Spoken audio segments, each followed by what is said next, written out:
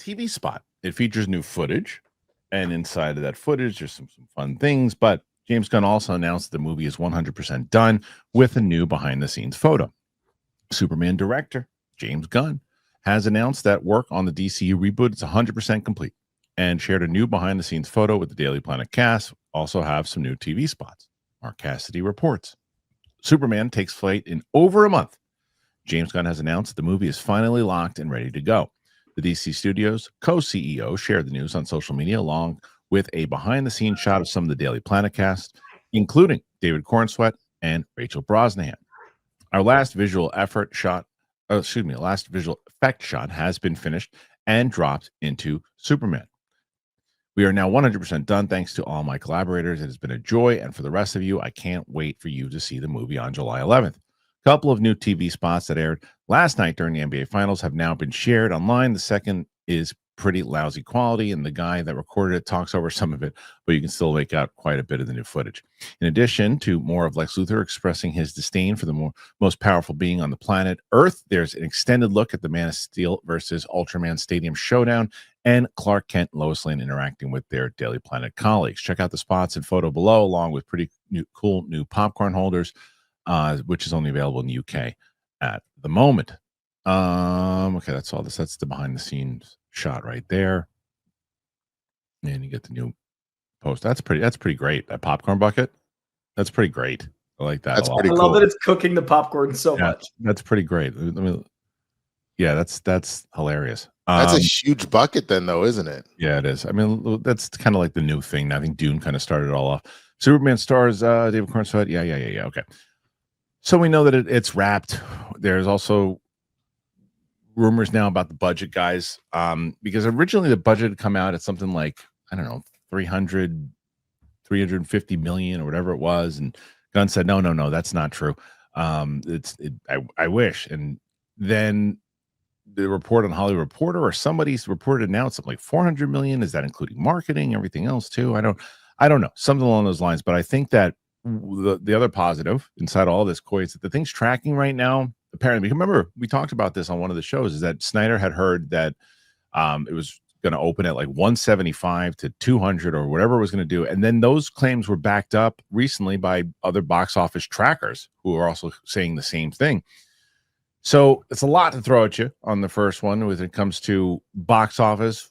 If you think those reports are accurate, will it hit within that 175 to 200? But the other things, it's wrapped. And what do you think about budget? Speak. First of all, I'm so excited that it's like done, buttoned up. I have not seen it, but I love that it's completely finished a month early. So hopefully soon people get to start to see it, like outside of the test screenings. It's usually like a very narrow window of movie completely done and seeing it in a real way. So this gives me a lot of hope that it's done a month early. It wrapped like quite a while ago. It gave the visual effects team a long time to work on it. So I'm just happy that people had time to actually do their work. And now the team has time to put it out without that, like, oh no, slide in the last frame, send it out. So I think that's great. I think that's a good sign. As far as the budget, I don't know that any movie has ever had this much misinformation. And I almost feel like it's like a challenge because James Gunn does respond. So I don't believe one way or the other about a $400 million. That seems insane. I don't think a studio that is being so aware of their bottom line would spend that. I'm sure they spent a ton of money because it is their big flagship. It's launching a thing, but that much money seems egregious. But I don't know. Like maybe I'm looking forward to seeing it. I just don't know if that number seems like what something could cost, especially if that doesn't include marketing. Like that. No, I think that it does. I think that's the big report. I think the report is that it's anywhere between 170 to 200, and then the marketing's close to 200, which I never think marketing needs to be that much. But you could see Warner Brothers saying, "Hey, this is do or die for us. This movie, we want to throw everything at it, and we're going to put so much money. We're going to put popcorn buckets out there. We're going to put TV spots. We're going to do bus stuff. We're going to do as much marketing as possible, and we're going to throw in everything we can in marketing." And that's where the budget comes. The film production budget, Winston, I think really is. If I was going to guess, I believe the reports of the 175 to 200 overall connected with the marketing. I don't think 400 is out of reach. I don't think it's crazy because of what they're saying with you know, how important DCU is to the future, not only to DCU but to Warner Brothers. To Warner Brothers. No. Okay, it is great to have Turtle Beach back, and I've been talking about Turtle Beach. You guys have been raving about Turtle Beach, and why wouldn't you? The Stealth 700 headset that I got, it was so great. It just stood out to me. It was the sound, man. Like just playing that Indiana Jones game, as I've told you guys, you could just hear every little thing. I love it, and it locks me in. It's better than the other previous headsets I've had. I don't like being aware that there's other things going on around me. I like being locked into it and hearing every bit of the sound design and just comfortability, to be honest with you. I could wear them for hours. I did. It's almost like they're so comfortable in my head. I was like, oh, I didn't realize I have these things on. I love how precise the audio is.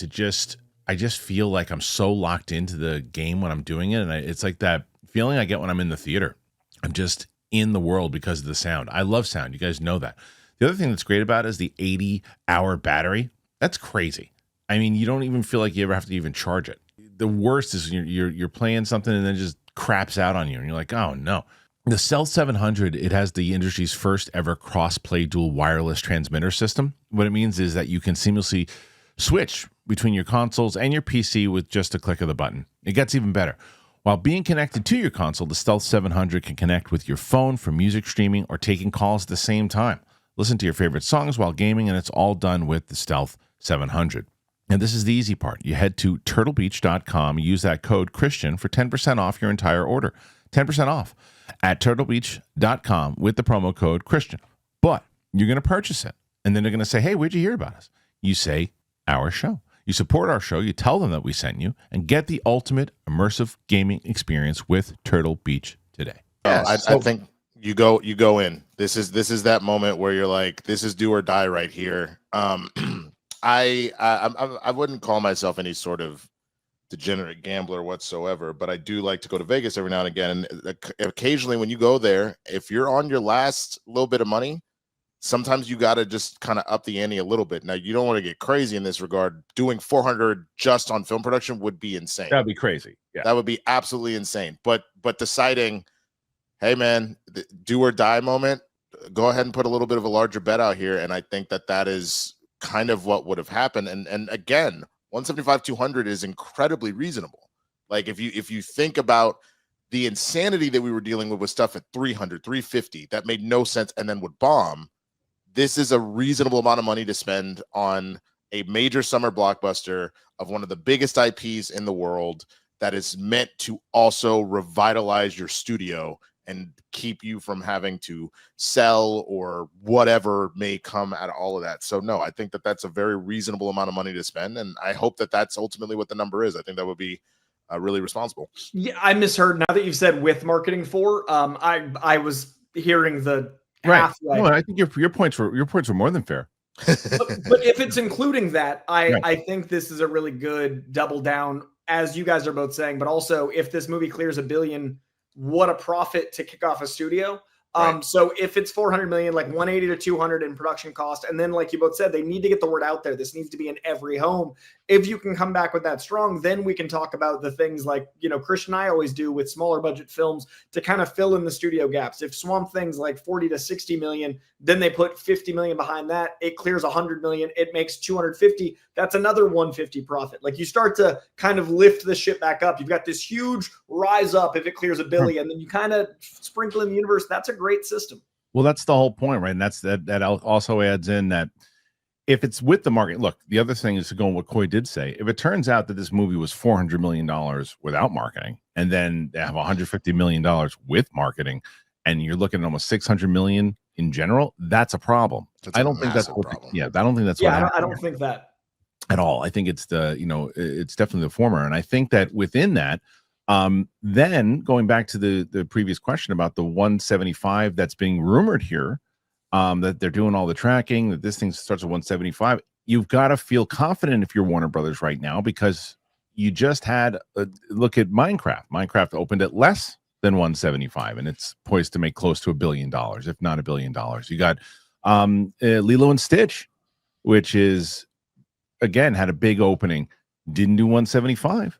So 175 to 200, you've got to be in good shape. Now you got to have a good week 2, and you've got to be able to sustain week 2 because you got Fantastic Four, which is going to take some of your budget away, your profit Box away. office, Yeah, your box office. So, yeah, Winston. So you hear this potential number. Do you think 175, 200? We all said, I believe all three of us said we didn't think it was going to hit $1 billion. But if you hit 175 to 200, does your opinion change of that? Not necessarily.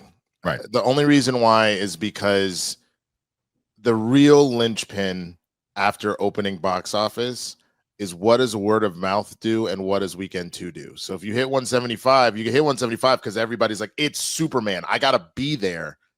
If the movie then ends up being bad, which I don't think it will be, but let's say that it does, you could see a massive drop off from that point forward, and then that would be a problem. Like you know what I mean? Like you hit 175, you need to be in that range of like what, only a 40 or 35% drop off or something like week that. 2? Nah, you can survive with the 45 to 50 on week 2.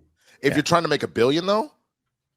Yeah, it just depends. Well, it depends also. I guess the other question is internationally, right? That's it is getting a China release. Like, I don't know if you right. guys saw, but it's getting a China release, and it's, I mean, it only needs to make, if we're talking 400 with the marketing, then if theaters keep a third to half, depending on the theater chain, then we're talking it needs to make 600 million in order to profit. That is not a lot of money for what we think this will do. I personally think now with these numbers, it'll hit $1 billion. So if it needs to make 600 million and it makes $1 billion, that's 400 million in profit, which is incredible. So I think it can make 175 to 2 and then only drop like, 40% and then hit that $1 billion personally. Yeah. I just think that I still am not confident it's going to hit $1 billion yet because but I'm not going to be as surprised as I would have been 2 weeks ago. Right. So now I will be interested to see in week 2 what that drop is, because if it is a big drop and people don't like the movie, then it's not only not going to make $1 billion, it's if it hits 200 million though opening weekend domestically, you've got a shot to break even pretty fast. Yeah, you got a shot to break even really fast. If these are the numbers, I don't think they need to worry necessarily about breaking even. I think the question is, are you going to turn the type of profit that you were expecting from it? I honestly believe as long as the movie is not genuinely bad, you'll very easily get your budget back. I don't think that will be unless the rumors budget of 600 are just true.